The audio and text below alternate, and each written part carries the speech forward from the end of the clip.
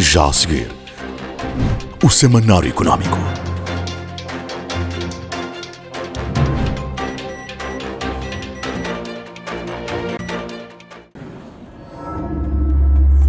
BNI, milhões de braços, uma só força.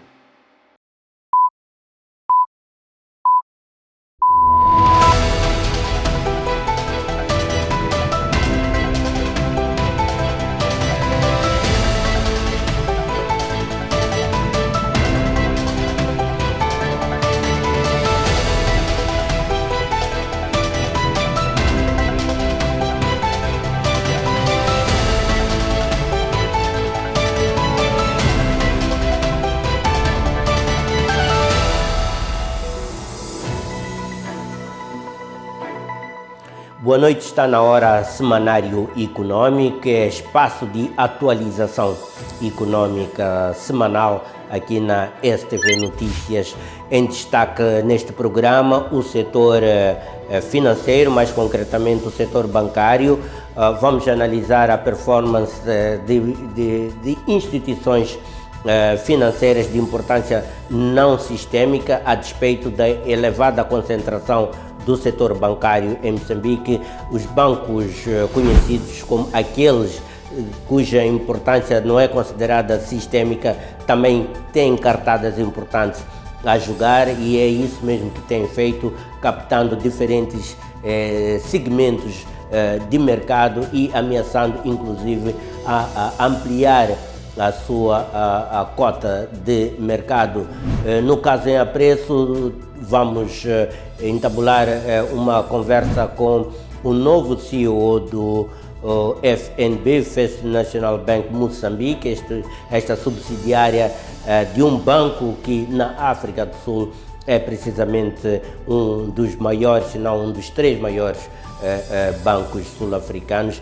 Em Moçambique ainda com uma participação lateral, mas com grandes sinais de querer alcançar lugares muito mais preponderantes. Este será o tema de fundo da presente edição do Semanário Económico, a entrevista com Dan Bingu, ele que é presidente da Comissão Executiva do FNB em Moçambique. Antecipo já alguns momentos dessa interação que poderá acompanhar mais detalhadamente a seguir no nosso tema de fundo.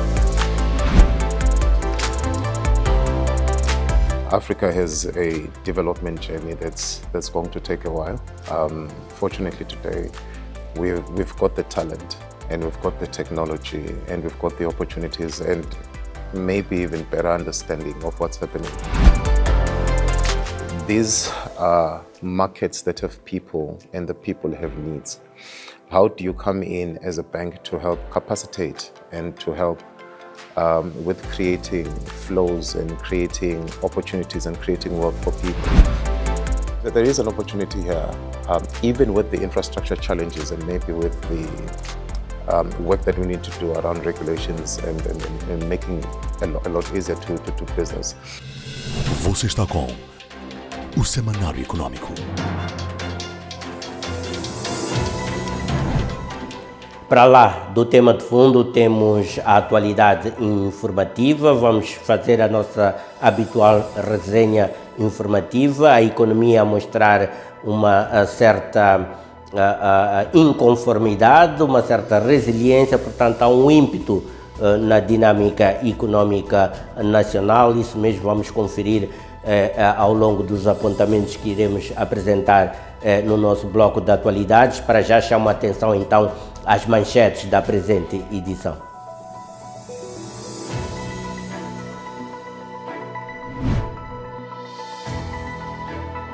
Plano Econômico e Social e Orçamento do Estado 2025, entre as metas de crescimento e os choques da realidade econômica, especialistas alertam para risco de execução, impacto social regressivo e sustentabilidade fiscal comprometida.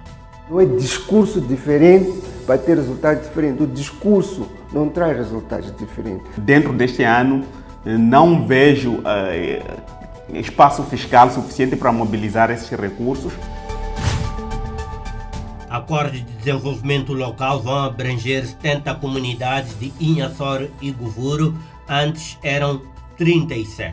Mostrou na prática de que a participação ativa das comunidades, desde a planificação dos projetos, escolha dos projetos, priorização dos projetos, feita de forma simultânea, de forma participativa, foi a grande lição.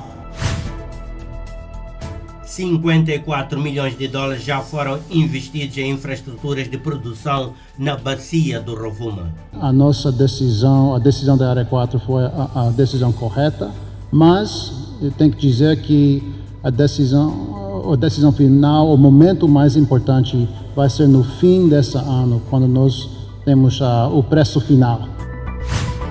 O projeto hidroelétrico de Mpandancua destaca-se como solução regional para déficit energético na SADC. Olhando para esta dimensão que já existe um legado, como é que nós daqui podemos avançar para uma dimensão onde Moçambique possa potenciar 3.500 megawatts de energia hídrica para a região, que também é uma região que não está só numa situação de déficit de energia, está numa situação de crise. Moçambique vai consolidando a sua pretensão de se tornar no grande player, no grande provedor de energia para a região da África Austral. Isso mesmo foi reiterado na última conferência internacional sobre mineração e energia realizada em Moçambique, no qual esta ambição, esta pretensão de Moçambique de ganhar e de ser um hub energético regional ficou ainda mais saliente. No geral, temos cerca de 16 TCFs e já tem projetos que estão sendo apresentados para serem consumidos, para mostrar que o país começa já a se preparar para consumir esse gás que está sendo produzido nos campos aqui de Moçambique. A Sasol anunciou que vai alargar os seus acordos de desenvolvimento local para mais 70 comunidades a partir de julho de 2025. O presidente da Sasol Moçambique, Ovidio Rodolfo, anunciou isso mesmo. Portanto, a partir de julho de 2025, mais 70 comunidades em áreas adjacentes à implementação dos projetos da Sasol na província de Inhambane serão abrangidas por estes acordos de desenvolvimento local, que são uma abordagem, no caso da Sasol, da sua política e programa de responsabilidade social corporativa. Para estes novos acordos vão ser de 2025, 1 de julho, a 2030. E só em termos de números, nós cobrimos nos primeiros acordos 28 comunidades em Inhassoro, mais 9 em Govuro. Nos novos acordos, nós saímos de 37 comunidades para 70 comunidades. O setor do petróleo e gás anuncia novas fronteiras no caminho para a sua monetização, com foco na expansão do consumo interno, exportação e ainda exploração ou integração no mercado regional. Estas são as mais atuais diretivas deste setor, cuja expectativa é enorme para que possa efetivamente ser um fator transformador da economia moçambicana. A NH, neste momento, está a desenvolver projetos em processo de estudo, para além daquilo que é a nossa contribuição na matriz energética a nível da África do Sul, mas também com perspectivas positivas de projetos em comum. No culminar da última semana, houve a aprovação do Plano Econômico e Social e Orçamento do Estado de 2025. Simbólico, é o primeiro orçamento do Estado da governação de Daniel Chapo. Vamos tentar perceber os contornos deste instrumento que assegura então as condições de governabilidade do nosso país. Vamos perceber junto de especialistas com quem afloramos o tema, quais os méritos e os deméritos deste plano econômico e social 2025, quais os desafios na sua efetiva implementação e que oportunidades este instrumento oferece na perspectiva de impulsionamento do crescimento econômico do nosso país. Já estamos no 5º mês, então vamos implementar aquilo que estava previsto para 12 meses, que está lá previsto para 12 meses, vai ser implementado em 7 meses. Então, esta é a grande questão, como é que o governo vai acelerar? Como é que o governo está estruturado para acelerar as coisas? Um aspecto importante seria a questão da transparência, fiscalização e participação do cidadão no ciclo orçamental e na implementação da proposta. Estes então os grandes temas, as grandes linhas informativas que preparamos para a presente edição do Semanário Econômico, com os desenvolvimentos já a seguir. Este é o Semanário Econômico.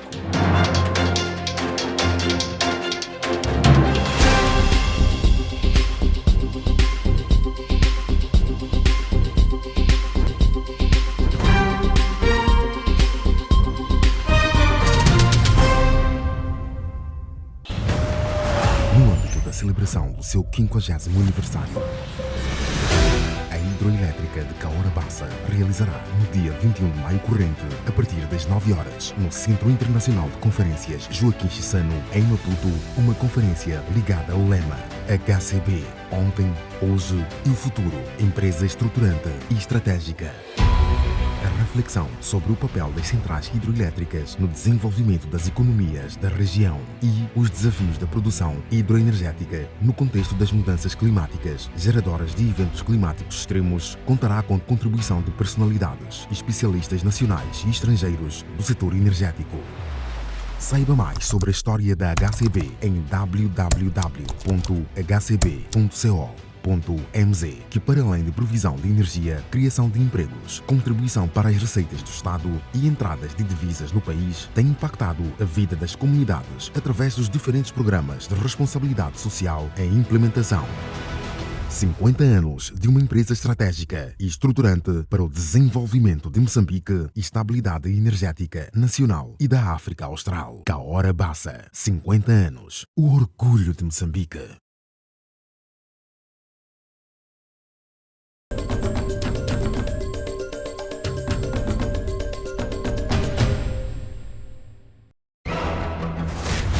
O projeto hidroelétrico de Mpandancua destaca-se como solução regional para déficit energético na SADC. Moçambique reforça o seu estatuto como líder regional no fornecimento de energia à África Austral através de projetos estruturantes como a barragem de Mpandancua, as interconexões regionais e novos investimentos em infraestruturas estratégicas. As iniciativas debatidas durante a Conferência Internacional de Mineração e Energia, decorrida na última semana em Maputo, destacou estes investimentos estruturantes de Moçambique como uma resposta integrada à crise energética na região da SADC.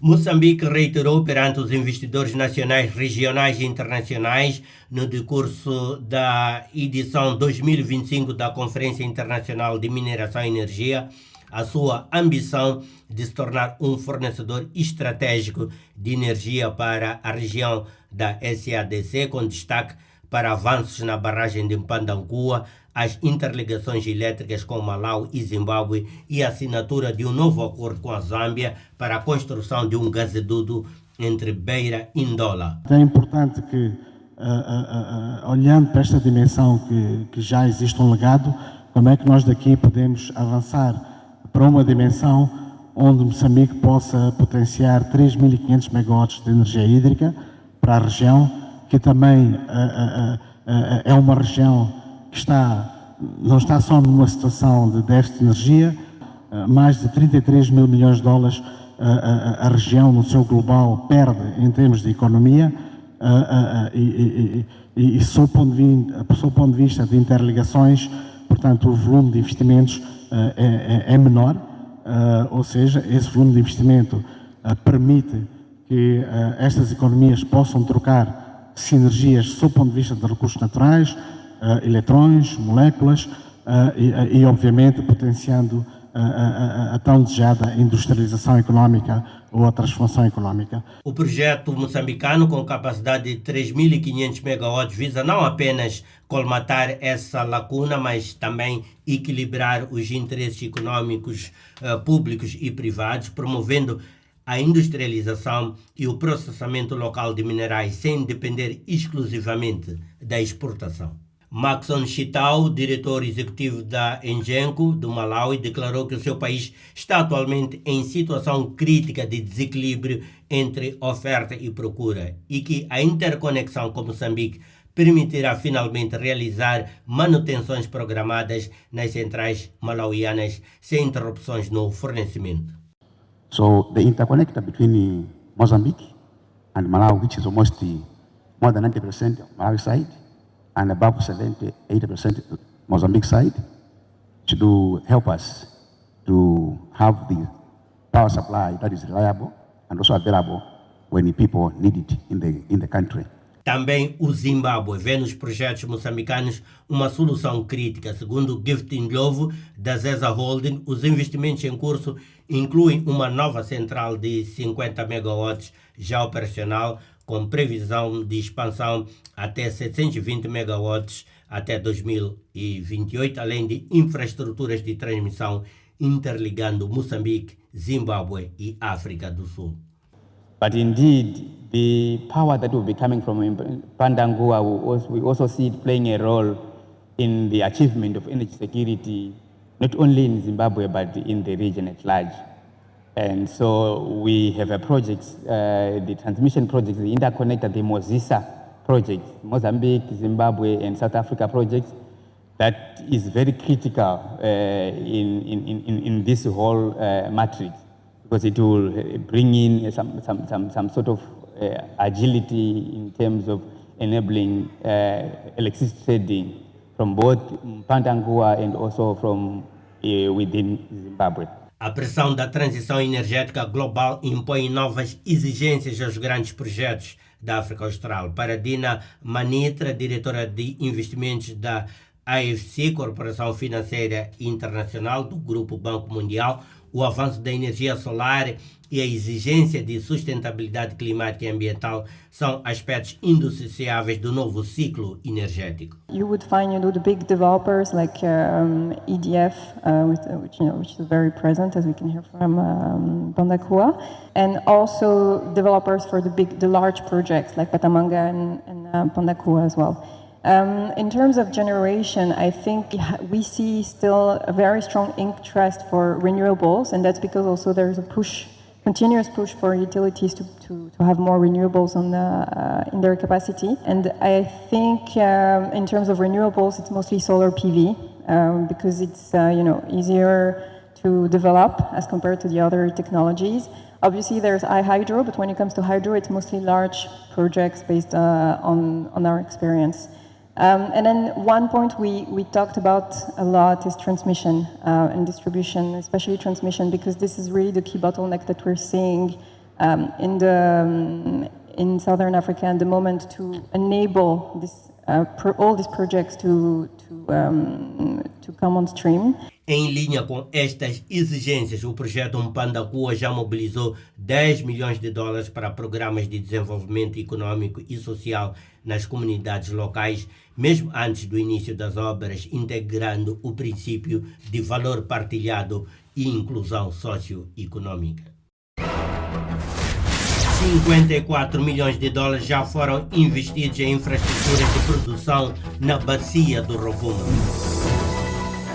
Moçambique reforça a sua ambição de se tornar um dos 5 maiores produtores mundiais de gás natural, apostando na criação de infraestruturas para a monetização eficiente dos recursos e também a expansão da rede de consumo interno e exportações seguras com foco no gás natural liquefeito, o GNL.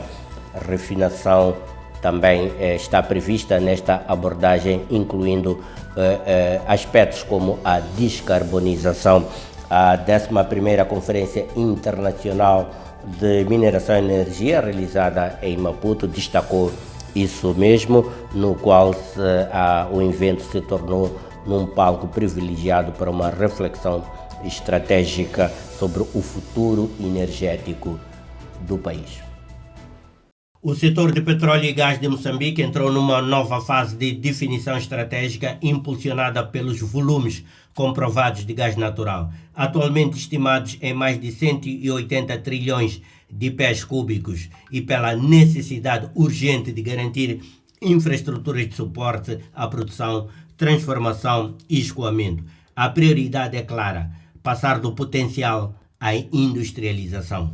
O país começa já a se preparar para consumir esse gás que está sendo produzido nos campos aqui de Moçambique. Durante a 11ª Conferência Internacional de Mineração e Energia, realizada em Maputo, especialistas de vários países abordaram temas como o desenvolvimento de terminais de exportação de LNG, construção de gasodutos e a necessidade de refinarias locais para reduzir a dependência de produtos importados. A Empresa Nacional de Hidrocarbonetos, ENH, reiterou o compromisso de garantir o fornecimento ao mercado doméstico, ao mesmo tempo que contribui para as exportações. A ENH, neste momento, está a desenvolver projetos em processos de estudo, para além daquilo que é a nossa contribuição na matriz energética a nível da África do Sul, mas também com perspectivas positivas de projetos em comum. A ExxonMobil Moçambique, pela voz do seu diretor-geral, Arne Gibbs, confirmou que prevê o arranque da construção do projeto de liquefação de gás natural em Afuns a partir de 2026, com a criação de milhares de empregos diretos e indiretos. Nesse momento estamos no meio do fim. Até esse momento, todos os fatos, a data, tudo o que os contratadores estão a dizer é boa e confirma que a nossa decisão, a decisão da Área 4 foi a decisão correta, mas eu tenho que dizer que a decisão final, o momento mais importante vai ser no fim desse ano, quando nós temos o preço final. Então os contratadores vão dar o preço final para o projeto e daí vamos confirmar com certeza.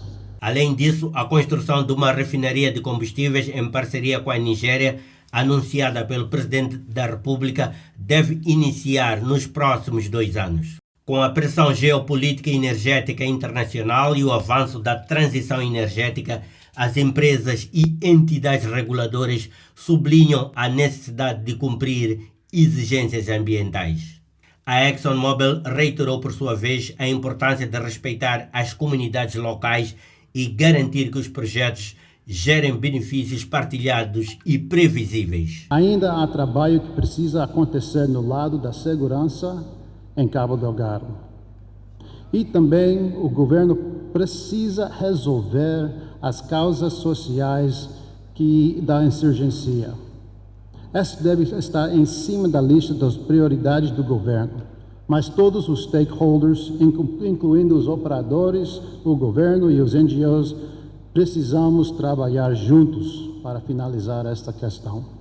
No meio, tem alguns itens de atenção. Todos nós sabemos que agora vivemos numa situação complicada, com tarifas e incertezas geopolíticas. Mas nesse momento essas coisas não impactam diretamente o projeto de Rovuma LNG. Mas vamos olhar, vamos manter a atenção. Além disso, na minha experiência, há alguns bons, mas também muitos exemplos maus de regulamentação de conteúdo local no mundo. Vamos garantir que qualquer regulamentação de conteúdo local não traga demandas onerosas ou irrealísticas nos projetos. A chave de sucesso é muito simples: colaboração com os operadores antes de fazer regulamentação. Acordos de desenvolvimento local vão abranger 70 comunidades de Inhassoro e Govuro, antes eram 37. A Sazol vai estender a partir de julho do presente ano as suas ações no contexto dos acordos de desenvolvimento local para mais 70 comunidades nos distritos de Govuro e Inhassoro, na província de Inhambane. Trata-se então de uma nova fase dos programas ou da política de responsabilidade social corporativa da multinacional. A decisão surge após 5 anos de implementação do modelo tripartido, governo, empresa e comunidade, considerado um referencial de sucesso na indústria extrativa nacional. 35 milhões de meticais investidos fora dos acordos formais. A Sazol projeta nova fase de ação social em Inhassoro e Govuro, alinhada com as prioridades nacionais. A responsabilidade social corporativa deixou de ser apenas uma componente reputacional das empresas extrativas, está cada vez mais associada à estabilidade social, à legitimidade das operações no território e à geração de valor partilhado. É neste contexto que a Sazol consolida a sua estratégia de longo prazo através dos acordos de desenvolvimento local, instrumento que, segundo a própria empresa, mostrou prática e importância da participação ativa das comunidades desde a planificação até a execução dos projetos. Nos últimos 5 anos, os acordos de desenvolvimento local abrangeram 28 comunidades de Inhassoro e 9 de Govuro. Com a nova fase, a partir de julho, o número salta para 70 comunidades, cobrindo praticamente todo o raio de influência das operações de gás de Temane. A nova abordagem traz consigo os aprendizados do primeiro ciclo e inclui maior sistematização dos processos participativos. É que nós focalizamos nos ADLs, nos Acordos de Desenvolvimento Local. Aqui devo, talvez em 2 minutos, dizer qual é a base. A base dela nós chamamos de acordo tripartidário. Governo, Sazol e comunidade. O ponto de interseção é o que nós chamamos de acordo de desenvolvimento local. Ou seja, nós quando tivemos que acordar com as comunidades, estas 3 partes estiveram envolvidas. Estava a comunidade, estava o governo e estava a Sazol. E isto, de facto, mostrou na prática de que a participação ativa das comunidades, desde a planificação dos projetos, escolha dos projetos, priorização dos projetos, feita de forma simultânea, de forma participativa, foi a grande lição e o grande exemplo que nós podemos ter ao fim destes 4 anos. Portanto, esses acordos devem atingir o seu 5º ano agora em junho e aqui, naturalmente, há lições. O modelo tripartido, governo, empresa, comunidade, é hoje apontado como referência de boa prática no setor, sendo citado pelo próprio governo como exemplo de alinhamento com a política de responsabilidade social para a indústria extrativa dos recursos minerais, aprovadas para guiar o comportamento das multinacionais. Devo dizer de que estes acordos vão agora terminar, criaram condições para começarmos a discutir os segundos acordos.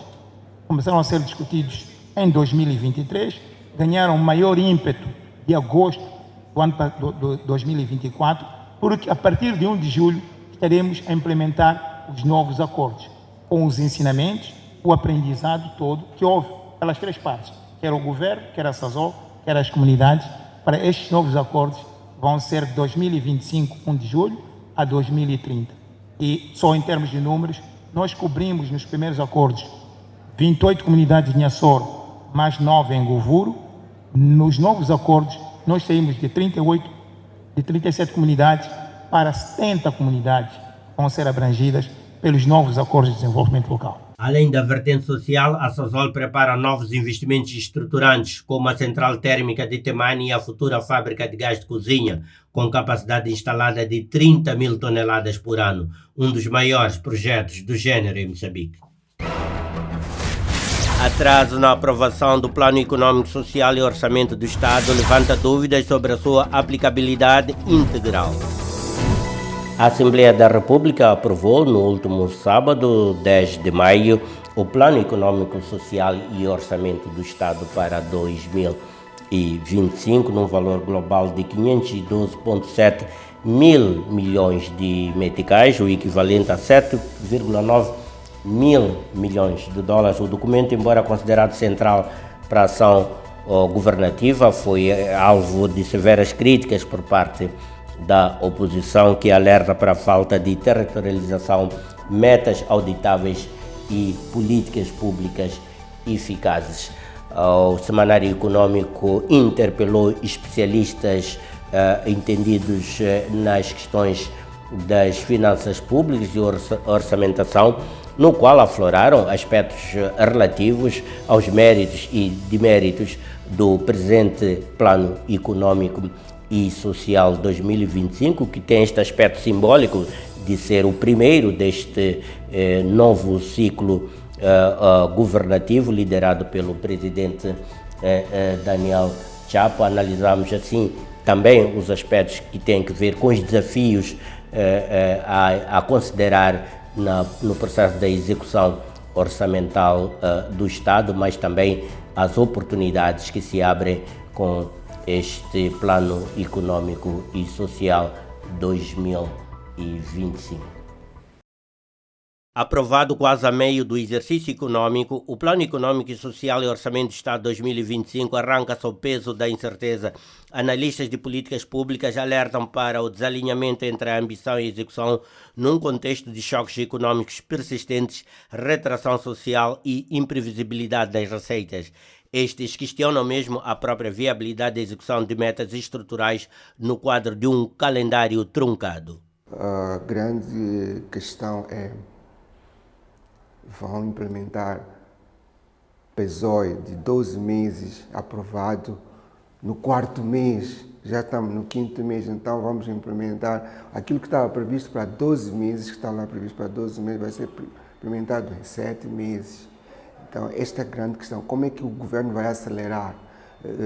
Como é que o governo está estruturado para acelerar as coisas? Vai ser um ano desafiador, acredito eu. A este nível ainda não sabemos o que o governo preparou, como o governo preparou-se a este nível, o executivo preparou-se a este nível para poder colocar em prática todas as ações que são previstas nos diversos níveis. O documento estabelece uma meta de crescimento do PIB de 2,9%, num ambiente ainda marcado pela incerteza internacional, pressões sobre o consumo interno e rigidez do espaço fiscal. A maior parte de despesas de investimentos irão depender 75% de recursos externos, créditos e donativos, e principalmente de donativos. Sabendo daquilo que é a característica dos donativos, depende das agendas políticas e das apetências dos doadores. Que em algum momento há aqui dados, elementos que nos fazem notar que há uma desfasagem entre o discurso e a real afetação orçamental para os setores, tanto econômicos assim como sociais. As despesas totais do Estado estão fixadas em cerca de 512,749 milhões de meticais, com receitas estimadas em 385,871 milhões, projetando-se um déficit considerável que deverá ser coberto por crédito interno e externo. Uma das áreas críticas mais contundentes incide sobre a redução do orçamento destinado às áreas sociais. Com essa redução, quer dizer que o nível de desigualdade poderá aumentar. E não é isso que o governo traçou, por exemplo, na Estratégia Nacional de Desenvolvimento, no programa quinquenal do governo, que a ambição do governo é de ver a pobreza, a desigualdade reduzir, mas o orçamento aprovado neste ano contraria essas ambições. Outro aspecto importante são os critérios de alocação orçamental. Até esta altura não se tem muito claro especificamente que critérios foram usados na alocação dos recursos a diversos territórios do nosso país. Com cerca de 202,859 milhões de meticais destinados a salários e remunerações, o orçamento revela uma rigidez que sufoca outras rubricas essenciais como saúde, educação e proteção social. É preciso o Executivo olhar para a equidade orçamental em termos de alocação orçamental por província. Existem províncias que recebem mais recursos, províncias, por exemplo, como Manica, recebe tantos recursos comparativamente, por vezes, como Cabo Delgado, que tem menos recursos, mas tem mais necessidades. A estratégia de reestruturar o governo pode julgar de forma negativa para aquilo que nós pretendemos na implementação do plano deste ano.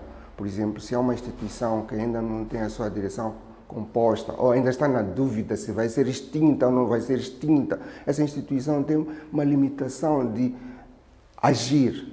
O fato de haver essa reestruturação é uma coisa boa, a reestruturação, mas a forma, a implementação da reestruturação tem os seus processos. Para o tema de fundo, já a seguir, fazemos uma imersão no setor, no sistema financeiro, mas concretamente no setor bancário. Analisamos a performance de uma instituição de crédito que, embora não esteja ainda com uma importância sistêmica, a sua relevância tem sido cada vez mais notória em todo o ecossistema bancário nacional. Falo do FNB, que apontou para Moçambique o seu novo CEO, Denis Bingo. É com ele então que vamos analisar a conjuntura do setor bancário, mas também a estratégia, o crescimento e a inovação do FNB Moçambique. O que é que se pode esperar? O que é que o mercado moçambicano pode esperar da presença do FNB em Moçambique, tendo em conta, por exemplo, que o FNB é um dos 3 maiores bancos na África do Sul, um dos maiores bancos de África, e nesse sentido importa conferir o que é que se pode esperar o setor financeiro moçambicano com a presença desta marca no mercado moçambicano, as abordagens, a estratégia, o crescimento, entre outros aspectos contextuais do setor bancário e particulares do FNB, são aflorados no tema de fundo ao qual chamo a sua atenção já a seguir.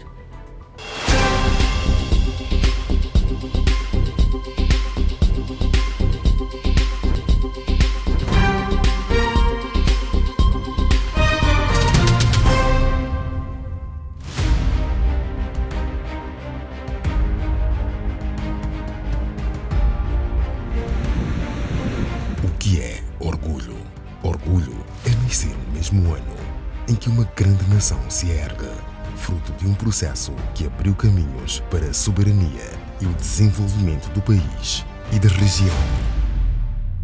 Pode ser também a capacidade de superar adversidades e seguir em frente.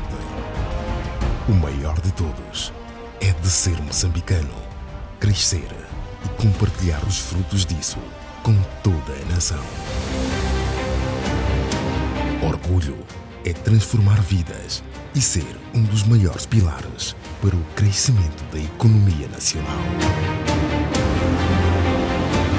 Unir nações, fortalecer a integração regional, levando energia para o desenvolvimento nacional e para países vizinhos e garantindo um futuro sustentável. Orgulho é celebrar 50 anos de uma empresa estratégica e estruturante para o desenvolvimento de Moçambique e estabilidade energética nacional e da África Austral.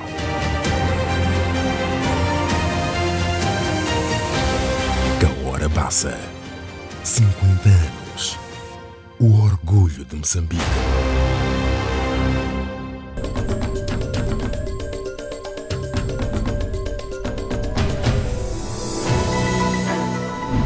Vamos então ao tema de fundo da presente edição e, conforme anunciamos, estamos com Denis Bingo, ele que é presidente da Comissão Executiva do FNB Moçambique, no país em funções há pouco mais de 3 meses sensivelmente, portanto num contexto de imersão no nosso mercado, mas pela importância que esta instituição financeira tem para o ecossistema bancário moçambicano, torna-se pertinente perceber nesta altura qual é a visão estratégica do FNB para Moçambique e quais são as perspectivas do FNB em Moçambique. A entrevista será conduzida em inglês, naturalmente que Iremos disponibilizar a legenda caso tenha alguma dificuldade de perceber um e outro aspecto no decurso da nossa entrevista. Então, vamos avançar com Dennis Link.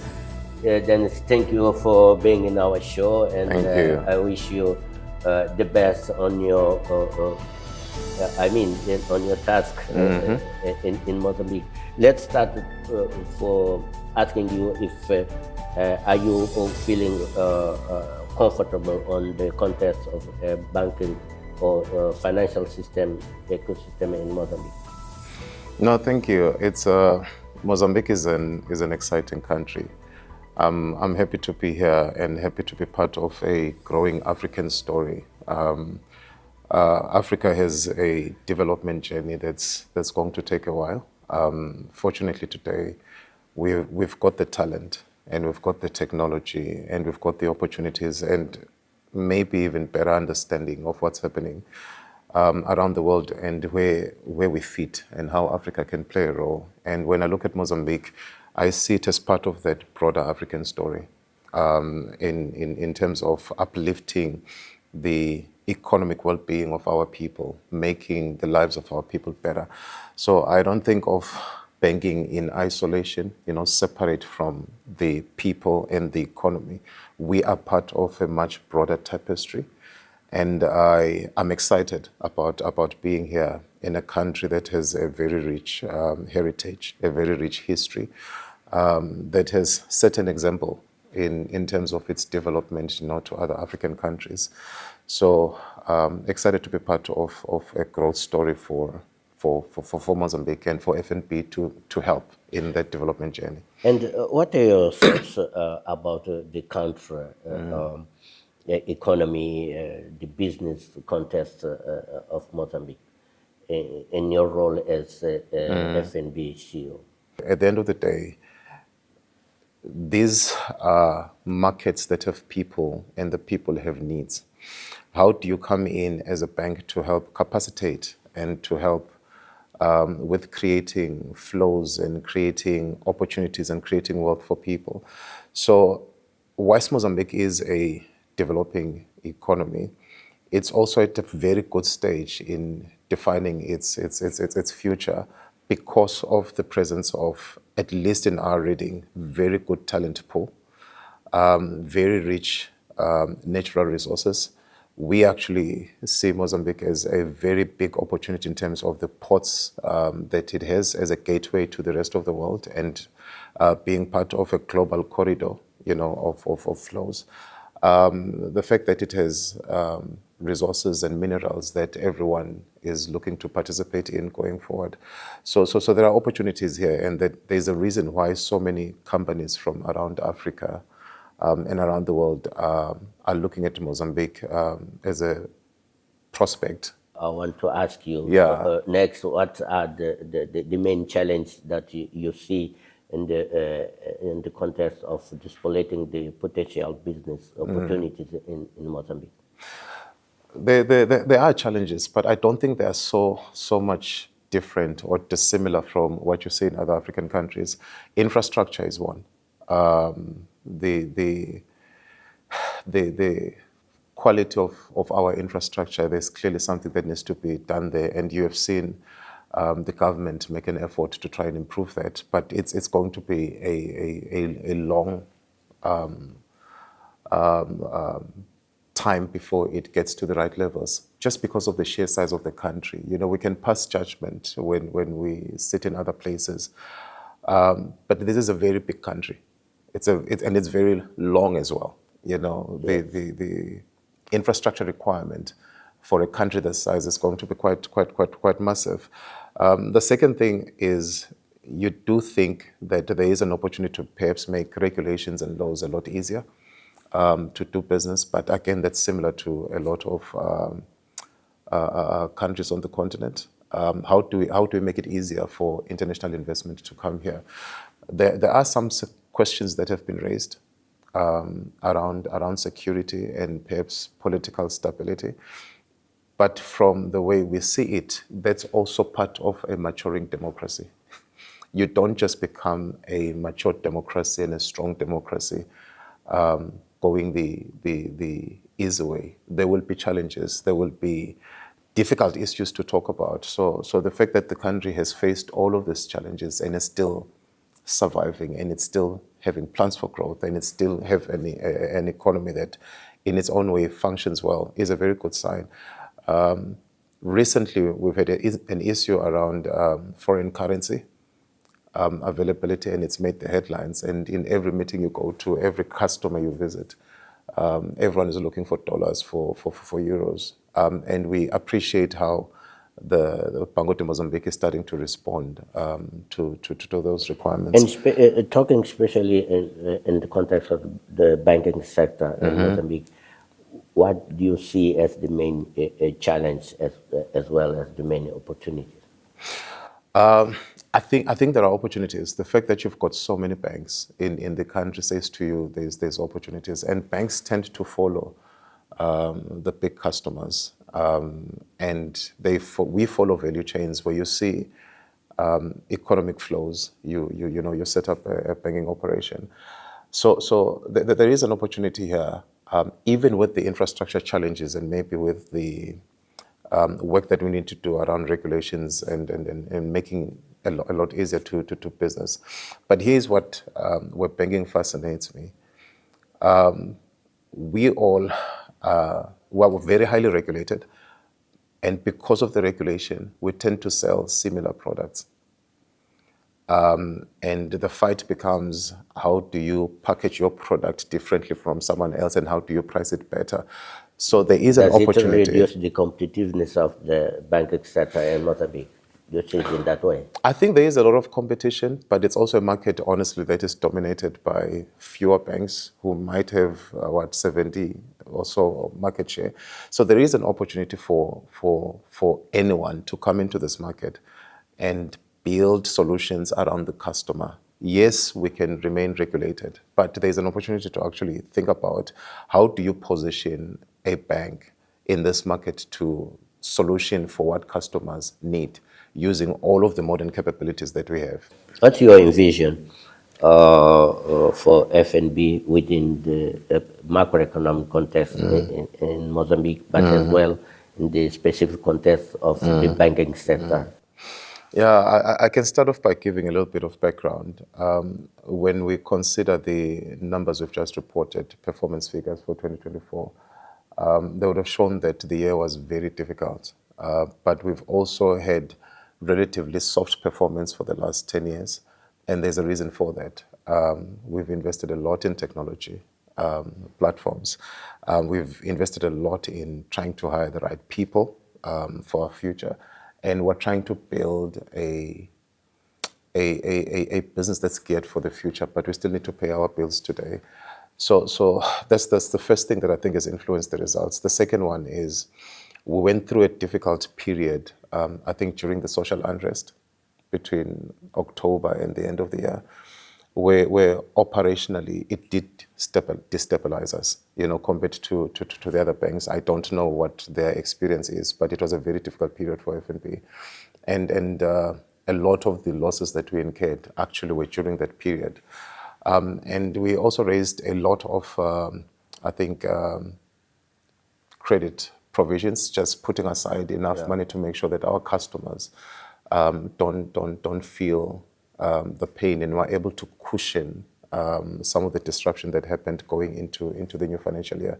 So 2024 especially was difficult, but I'm comfortable with it, knowing that the underlying business remains very strong. We've got a very strong shareholder in FirstRand, and we've got a very strong strategy going forward. I have met the central bank as well and a few other stakeholders, and I'm meeting a lot of customers to say we've got an exciting plan for FNB going into the future. There are things that we need, and I can talk about it just now to decide how that future is and how exciting it is going to be, and starting with just making sure that we've got the right people. We've got an understanding of the market. We need the right people to deliver. We've got the technology. We've got the ideas. We've got the curiosity and power to innovate. So putting all of that together to build a sustainable business plan is what my challenge is going to be going forward. Going deeper on the FNB in the How do you see FNB performing in the market? Yeah. Look, we've been a small player, which is okay for a period. A lot of the focus has been in targeting specific customers. Do you want to keep those limited footprint? No, not definitely. Definitely, we don't want to. It's been okay for a time because we've been very selective around where we play in the consumer market, in the commercial market, and in corporate. But that was okay for a time. We're at a point now where you're looking at our market share and saying we can probably double or triple that because our services are different. We've got the potential to position the bank very differently, so we don't want to stay small. And the way that we want to do that is to think around what does the customer need in 2025 and going forward. It's very difficult, as I said earlier, when you're regulated and you almost commoditize your banking products and solutions and you sell more or less the same thing. It's the easier thing to do to sell what everyone sells and just play around with price. The much more difficult journey is thinking around what do customers need and how do I build solutions that are specific to what customers require. And that is harder and it takes a long time. So what we want to solve for specifically is how do we build customer experience for a business that is very different from what anyone else offers. How do we leverage technology to solve for distribution? You asked about branches. Do you want to build more branches? Not necessarily. But how do we use technology to distribute our services widely throughout the country and we create access opportunities? How do we use technology to increase financial inclusion? I'm especially excited when you look at the demographics.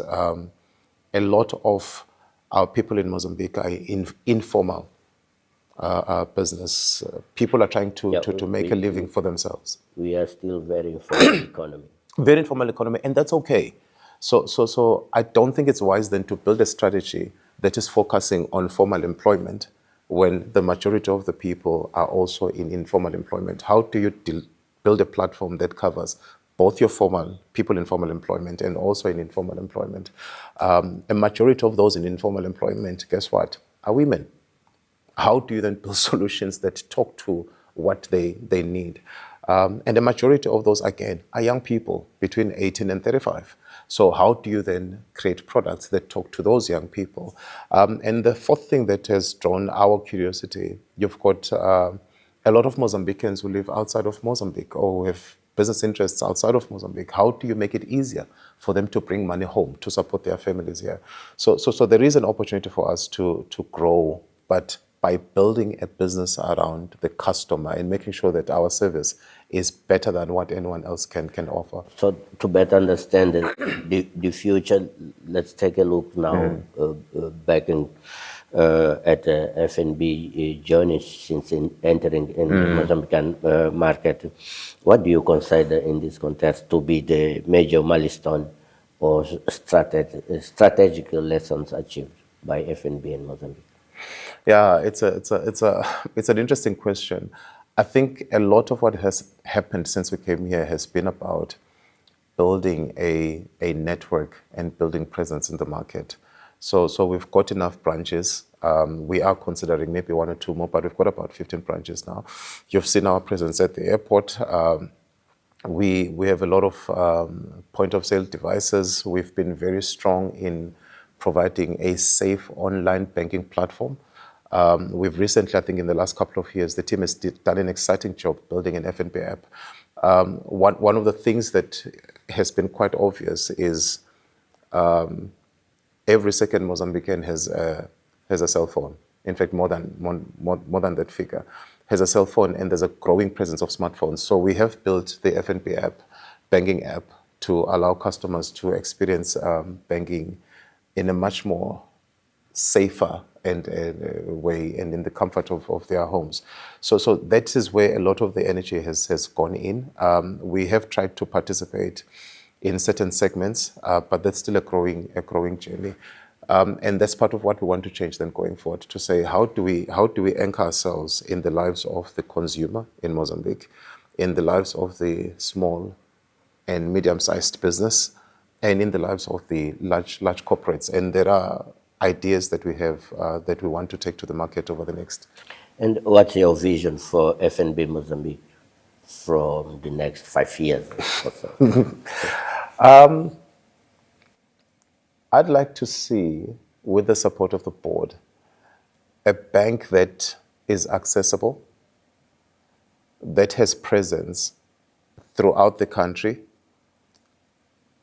that uses technology to make banking a lot easier.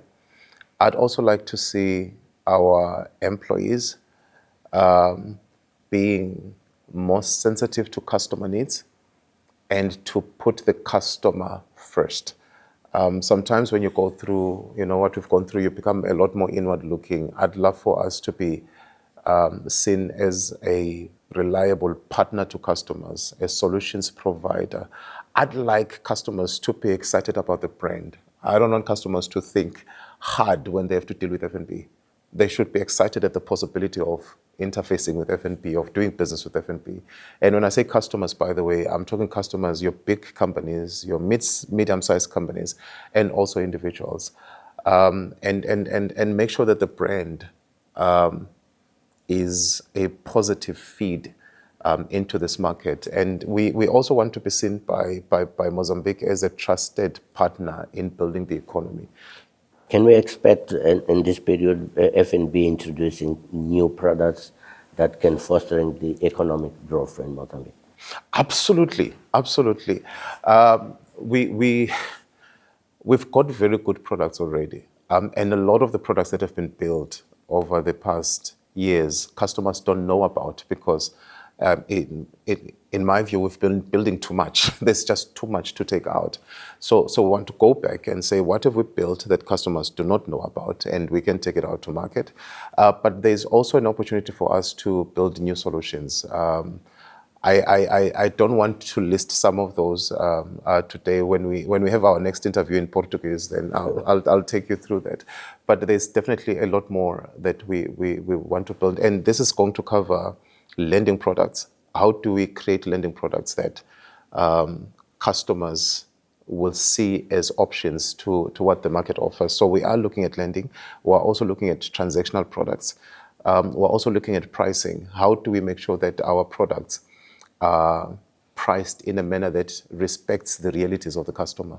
So yes, you are going to get new products, but they are also going to be priced well.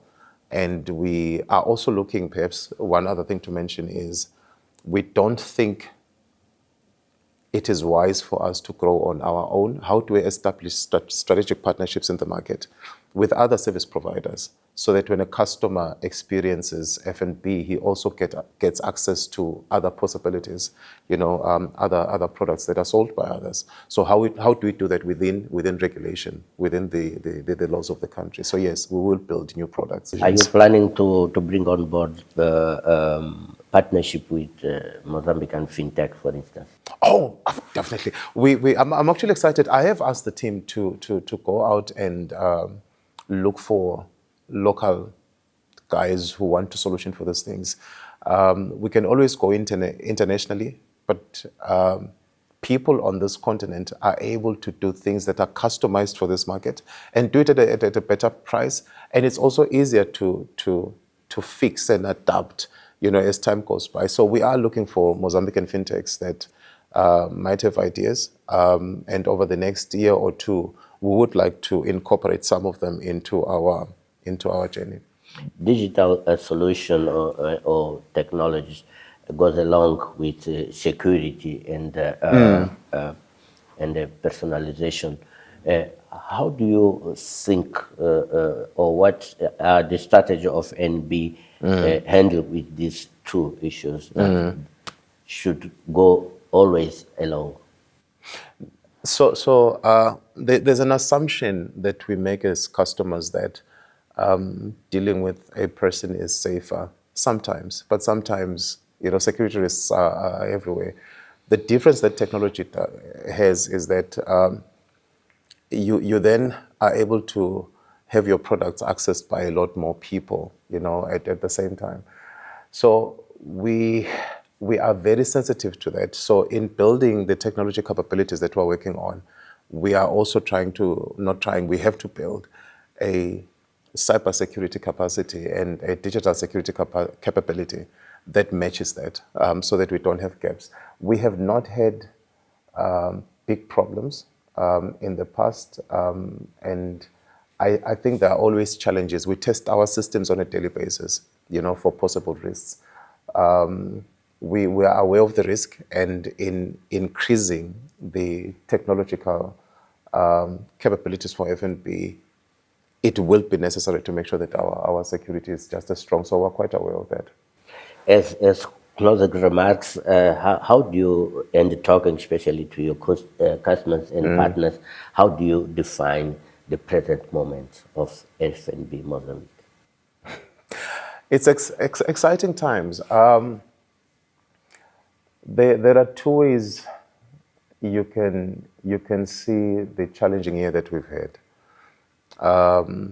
One, you can say it's been difficult, it's been hard, it's going to take a very long time to go back. But I see it differently. We've been relatively successful, but in a small way, historically. When you go through the year that we've had in 2024 and the issues that the economy has had, which have been difficult for a lot of people, it allows us to think differently and to have a fresh start. And it gives us space to build a different kind of bank going forward. Sometimes we get tied to our past history and our past successes. And I've said to the team, put that all aside and really think hard around how do you then position the bank, especially around the customer, as I've said. So if I've emphasized anything today, it's the focus and obsession around customers. It's using technology to build a bigger reach, but also creating a different type of employee. An employee who understands that you as a customer come first, an employee who's excited about waking up every day and going to work. And then for building the right partnerships in the market to make sure that whatever it is that we do is sustainable. We've got the mindset, we've got the products, we've got the energy. We are building the partnerships, we are building the products. So I'm not uncomfortable around where we are headed, and I can assure customers that they will be excited that the FNB they're going to see. What they can expect in the coming year? In the coming year, we want to improve our banking app specifically. We are talking to regulators about what more services we can offer within that. We want to refresh some of our branches a little bit. Some of them are looking quite old. So there's a lot that's being spent to make sure that the branch spaces are actually quite good. We want to introduce a few more products, especially in lending, that make it easier to access loans.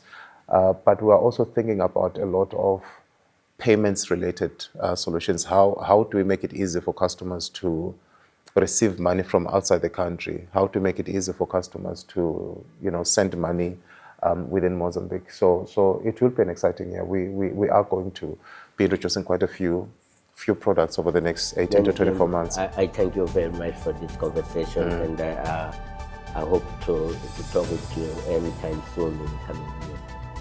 No, excited. Nice meeting you, and thank you for the conversation.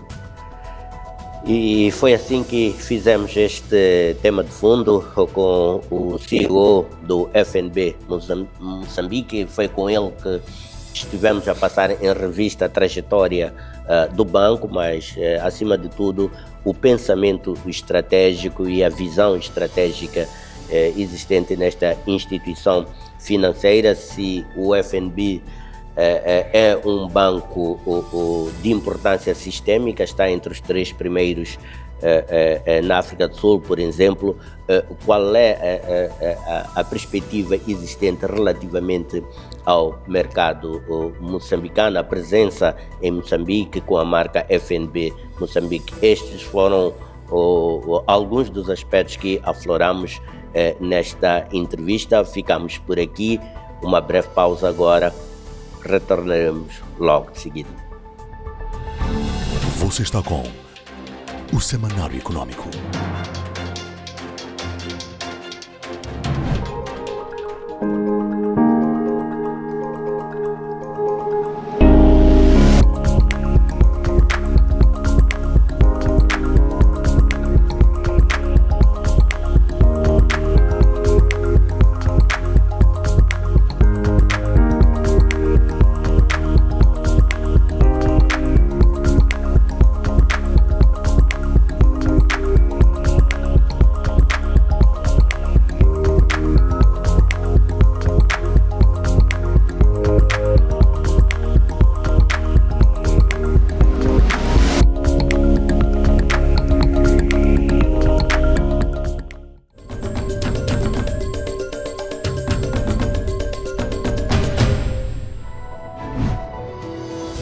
Caminhamos para o final, ainda assim com o habitual tempo de chamarmos a sua atenção para os principais momentos que definiram a presente edição do Semanário Econômico. O modelo da Sasol é citado como exemplo de alinhamento com a política de responsabilidade social corporativa para a indústria extrativa de Moçambique.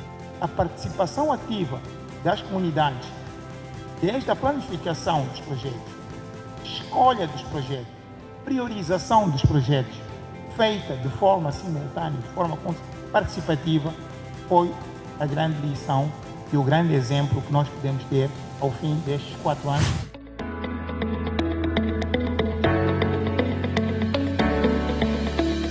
O setor do petróleo e gás de Moçambique caminha para novas fronteiras de monetização, consumo interno e integração regional. O chave de sucesso é muito simples. Colaboração com os operadores antes de fazer regulamentação.